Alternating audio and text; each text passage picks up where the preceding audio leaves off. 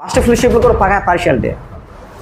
అంటే బాగోపోతే క్రైస్తవులు కామన్గా ఏం చేస్తారు తెలుసండి, ప్రార్థన చేస్తారు. ఎవరేం చేస్తారు చేయలే మాటల దాకా ఉంది, కేవలం మాటలతో ఏం చేస్తారు తెలుసండి, కోటలు కట్టేస్తున్నారు, పనికి మాలిన కోటలు. సోదరుడు ఆసుపత్రులు పాలు అయ్యాడండి, హాస్పిటలైజేషన్ అయిపోయాడు.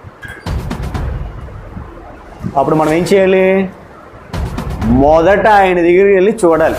నేను సహోదరు దిగంబరాలే, ఆనాటికి భోజనం లేకున్నప్పుడు సరైన వంటి మీద వస్త్రాలు, చలికాలం ఏమో భోజనం లేకున్నప్పుడు మీరు ఎవడైనా శరీరానికి కావాల్సిన వాటిని అంటే అప్పుడు ఏం చేయాలి, నీకోసం ప్రార్థన చేస్తుంది దేవుడు, ఆహారం ఇచ్చేలా ప్రార్థన చేస్తానంటే బాగుంటుందా?